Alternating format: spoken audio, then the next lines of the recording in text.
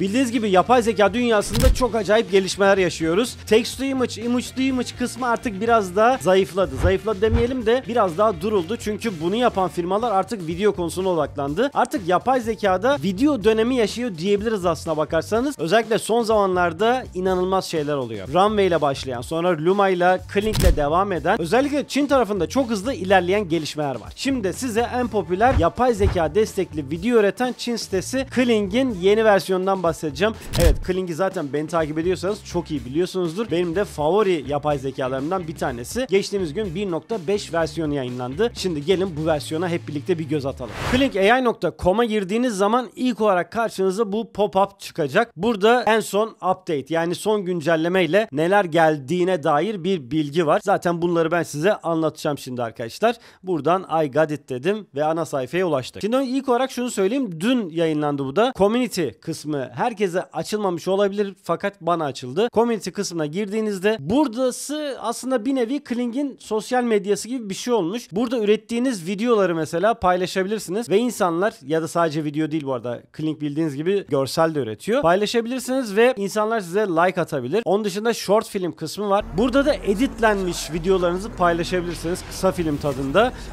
Bunlar da %60 Kling'le üretilmiş olma şartı var bu arada. Şimdi gelelim bu yeni güncellemelere. Buraya geldiğiniz zaman yukarıda bakın, Kling 1.5 versiyonunu göreceksiniz. Eğer 1.0 seçiliyse sizde burada 1.5'e geçiş yapabiliyorsunuz. Şimdi 1.0 versiyonu çok daha yetenekli hale getirildi ve artık videolar çok daha gerçekçi. Burada gelin yeni güncellemeye bakalım. İlk olarak Kling 1.0. Yukarıda bakın şöyle bir menü var. 1.0'a tıkladığımda burada 1.5 new yazan modeli kullanabiliyoruz. İkisine de yeni güncelleme geldi bu arada. 1.5 çok daha gerçekçi videolar yapıyor artık. Hem image to video kısmında hem de text to video kısmında çok başarılı. 1.0 versiyonuna ise motion brush özelliği geldi. Burada da bir görsel verdiğimiz zaman image to video kısmında çalışıyor bu. Motion brush da bu Runway'de vardı bu arada. Burada da istediğimiz alanları, istediğimiz objeyi, kişiyi istediğimiz şekilde hareket ettirebiliyoruz ki böylece çok daha kontrollü videolar yapabiliyoruz. Video süresi çok uzun olduğu için burada sıfırdan üretmeyeceğim. Bu video için ürettiğim denemeler var. Onları göstereceğim sizlere. İlk olarak şöyle geleyim menüden.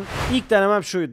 Yok, buydu. Evet. Şöyle bir deneme yaptım arkadaşlar. Şimdi bu image to video. Ben burada Flux'ta bir görsel ürettim ve bu görseli aldım. Bakın şurada görüyorsunuz. Kling'e attım ve Motion Brush kısmına tıkladım. Burada da talimatlar çıkacak ilk girdiğiniz zaman. Ve şöyle bir şey yaptım bakın. Arabayı burada seçtim. Hatta size şöyle yapayım. Temizleyeyim. Sıfırdan yapayım. Burada iki tane bölüm var. Şimdi fırçayla istediğiniz bir yeri seçebilirsiniz bakın. Şu şekilde. Veya geri alıyorum. Auto Segmentation bölümü var. Burayı açtığınız zaman Kling'in yapay zekası görsel üzerindeki segmentleri ayırabiliyor. Ve böylece bakın arabanın parçalarını şöyle tek tek seçiyorum. Seçtim. Evet, arada boşluklar kalabilir. Çok da önemli değil. Böyle tek tük bakın şurada bir siyahlık kaldı mesela. Çok önemli değil. Oralara takılmayın. Daha sonra bu araya bir, yani birinci bölge oluyor bu. Onun yanında Track 1 var. Track 1. Buraya tıklıyorum ve bunun nereye doğru hareket etmesini istiyorsam o yönde bir ok çiziyorum. Bakın şuradan aldım arabanın üzerinden ve şöyle bir ok çizdim, bıraktım.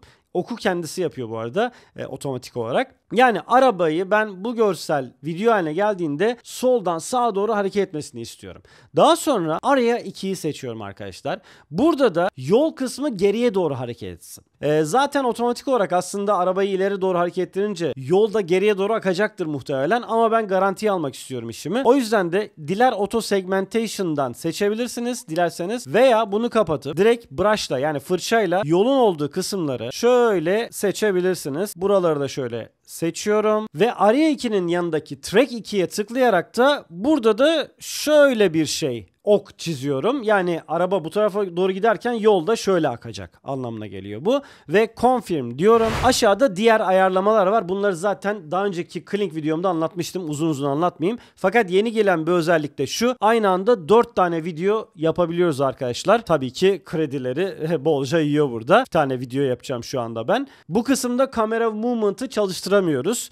Dilerseniz negatif prompt yazabilirsiniz ve generate diyorum. 35 kredimi yiyorum. Şimdi bu biraz uzun sürecek. Çok fazla yüklenme olmuş Kling'e. Kendileri Twitter hesaplarında paylaştılar. O yüzden üzerinde çalışma yapıyorlarmış hızlandırmak için. Ben şimdi bunu beklemeyeceğim. Zaten yaptığım örnek buradaydı. Aynıydı. Şimdi mesela şöyle bir örnek yapmışım bir tane de bakın. Burada nasıl bir işaretleme yapmışım? Gelin ona bakalım. Bakın burada da araya biri seçmişim. Kediyi seçmişim. Kediyi şu yönde hareket etmesini istemişim. Fakat o yönde hareket etmedi kedi. Şuradan dolayı etmedi. Şurada bir hata yapmışım. Static area diye bir kısım var. Burada da bakın static area'yı işaretlemişim. Şuraları, koyu gördüğünüz yerleri işaretlemişim. Şöyle. Yani buralar sabit kalsın. Fakat kedi hareket etsin dediğimde hareket etmemiş. Çünkü buralara hiç dokunmasın istemişim ben yapay zeka. Şu siyah işaretlediğim yerlere. O yüzden de kedinin hareketi buraya gelmemiş. Ne olmuş bu sefer? Kedi sadece olduğu yerde böyle kafasını hafifçe hareket ettiriyor.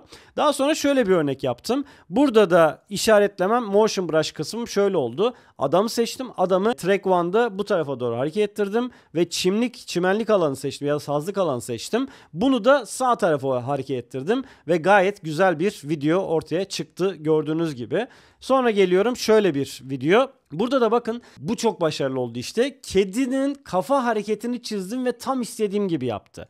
Bakın kedinin kafa hareketini sadece kafayı seçtim bu arada. Yani kafasını hareket ettirmek istiyorsanız orayı seçmeniz lazım. Eğer bütün vücudu seçip hareket ettirirseniz kedi olduğu yerden kalkıp hareket edecektir. Ben sadece kafa kısmını hareket ettirdim ve şöyle bir hareket yapmasını istedim. Ve tam olarak istediğim hareketi yaptı gördüğünüz gibi. Sonra geliyorum şöyle bir görsel üzerinde. Burada da motion brush'ta şunu kullandım bakın. Arabayı seçtim ve arabanın böyle bir hareket etmesini istedim. Yolunda geriye doğru hareket etmesini istedim. Ve şöyle bir şey oldu. Tabii ki Kling 1.0'da böyle deformasyonlar oluyor. Bakın arabanın şekli şemali kaymış burada. Bu iki tatlı köpek görselinde ise şöyle bir motion brush uygulamışım bakın. Köpeği seçmişim tamamen. İkisini de ayrı ayrı seçmişim. Ve ikisini de ters yönlere hareket ettirmişim arkadaşlar. Videonun sonuna doğru hareket etmeye başlıyorlar. Evet, videonun başında bakın önce bir duruyorlar. Fakat sonradan ayrılıyorlar. Tabii ki tekrar deneye deneye daha iyi sonuca ulaşacaksınız. Burada da topu şöyle aşağıya doğru hareket ettirdim. Su sıçramalarını sağa ve sola doğru hareket ettirdim. Ve şurada da bakın şöyle ufak bir dalgalanma hareketi yapmışım. Ortaya çıkan sonuçta şöyle olmuş. En baştan alalım. Hiç fena değil. Evet, tabii ki deformasyonlar var. Şimdi burada da şunu denedim. 1.5 versiyonunu kullandım arkadaşlar. Az öncekiler Kling 1.0'da bakın. Motion Brush'ı Kling 1.0'da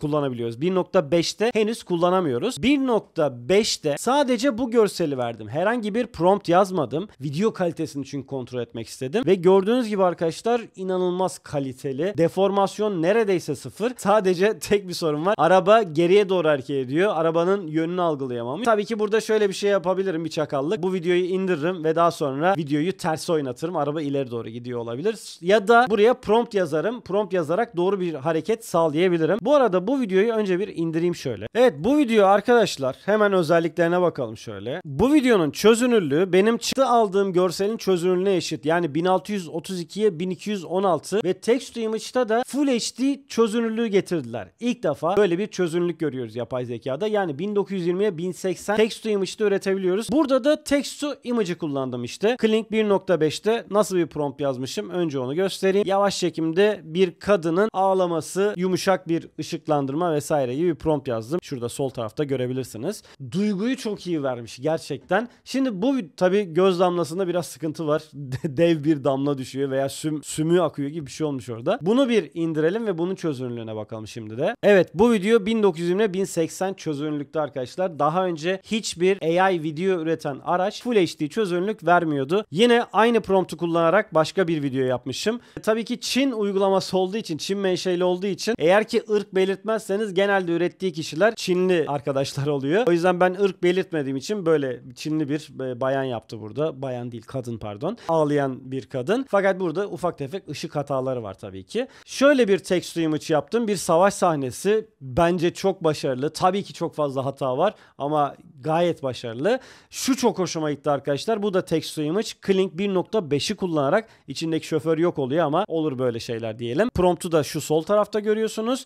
Neredeyse devamlılıkta hata yok. Gördüğünüz gibi arabanın şekli şemali hiç bozulmuyor. Image to videoyu kullanarak Kling 1.5'i kullandım. Tabii ki bunda motion brush yok. Bu da gayet başarılı olmuş. Bu arada bakın şöyle bir fark var deminkiyle arasında. Mesela şu kedi videosunun ilkinde şöyle şöyle bir şey olmuştu. Kedi buraya doğru hareket etmemişti. Daha sonra ben bu kedi videosunu tekrar yaptım ve burada statik alanı, yani şu bölgeyi seçmedim. Böylece bu ok yönüne doğru kedi hareket edebildi bakın. Yani statik bölgeyi seçtiğiniz zaman aslında şu oluyor. Oralarda herhangi bir şekilde asla hareket olmuyor. Kling 1.5'te Image to Video kısmında böyle bir deneme yaptım. GVFX'i daha önce anlatmıştım. Runway'de anlatmıştım. Hala Runway kadar başarılı değil bu kısımda. Evet, fizik motoru biraz öğretilmiş yapay zekaya Kling'de ama yine de çok iyi değil. Etrafta da ciddi deformasyonlar oluyor gördüğünüz gibi. Şimdi toparlamak gerekirse Kling 1.0 modelinde Motion Brush özelliği getirildi. İstediğimiz kişiyi istediğimiz yere hareket ettirebiliyoruz. Kling 1.5'de ise Motion Brush yok. Fakat Text to Image ve Image to Video kısımlarında çok ciddi gelişmeler var ve Full HD çözünürlükte çıktı alabiliyoruz. Kling AI beni en çok heyecanlandıran yapay zekalardan bir tanesi. Son aylarda özellikle ve sıklıkla kullanıyorum. Özellikle X'te beni takip ediyorsanız orada yaptığım çalışmaları sürekli paylaşıyorum. Etmiyorsanız da hemen alırım bir takibinizi. Onun dışında Instagram'da, TikTok'ta nerede ararsanız varım aslında. Sizin yapay zeka destekli video üretimiyle alakalı düşünceleriniz nedir? Sizce bu iş nereye gidecek? Neye yarayacak? Veya hangi işler yok olacak, gidecek bu sayede? Yorumlarınızı merakla bekliyorum ve bütün yorumlarınızı da okuyorum arkadaşlar. Ayrıca sorularınız varsa yine yorumdan bana sorabilirsiniz. Kanalımda Kling, Runway, Luma ile alakalı da videolar var. Onları da mutlaka izlemenizi tavsiye ederim bundan sonra. Öyleyse bir başka videoda görüşmek üzere. Şimdilik hoşça kalın. Kendinize iyi bakın.